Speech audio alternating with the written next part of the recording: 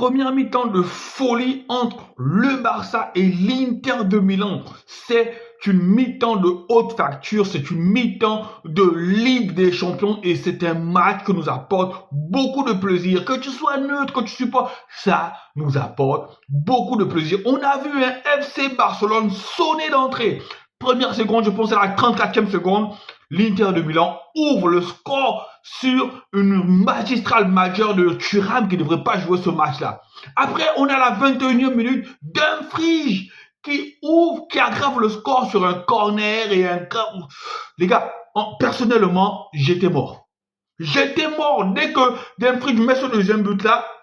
En tant que supporter du FC Barcelone, mes neurones se sont déconnectés. Je me suis dit, ok, soirée cauchemardesque, on est foutu. Cette équipe de l'Inter là est venue pour jouer un coup et elle a réussi son coup parce que elle se replaçait très bien. Limite l'Inter met le bus, mais elle sortait très bien. Elle allait très vite dans les contre-attaques et je voyais un FC Barcelone qui ronronnait. Un FC Barcelone qui n'arrivait pas à trouver la faille. Je voyais un Ferran Torres qui retrouvait ses travers, qui n'arrivait pas à convertir les quelques situations. Je me suis dit, c'est mort. Mais après, il a fallu le réveil d'un jeune homme de 17 ans, les amis. Lamine Yamal. Cette première mi-temps-là, après les deux buts de l'Inter, cette première mi-temps-là, c'est le show Lamine Yamal.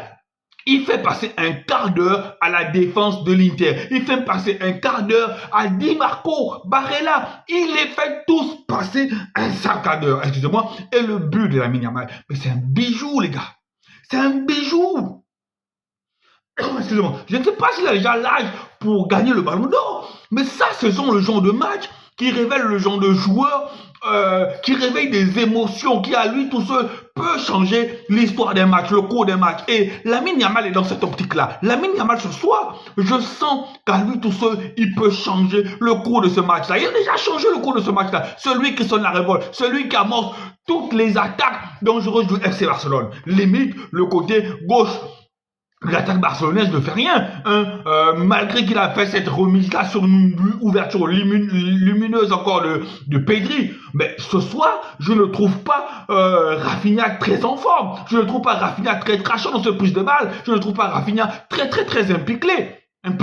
Mais le FC Barcelone a su revenir de 2-0 à 2-2. Et le FC Barcelone a repris confiance. Le FC Barcelone maîtrise le match. On espère que...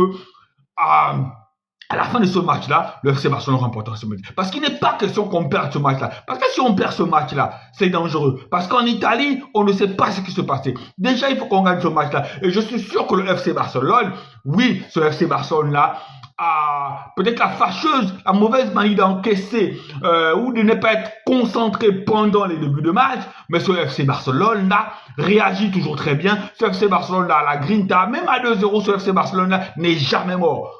C'est l'attitude d'un champion. Je vois ce FC Barcelone-là aller loin. Ce FC Barcelone-là, avec toutes les émotions qu'elle nous offre, ce FC Barcelone-là doit aller gagner cette Ligue des Champions-là. Et Lamine Yamal, sincèrement, Lamine Yamal mérite d'avoir un ballon d'or. C'est vrai, mais en ce moment, on voit bien que Rafinha est un peu dessous. Ce match-là, sincèrement, Lamine Yamal.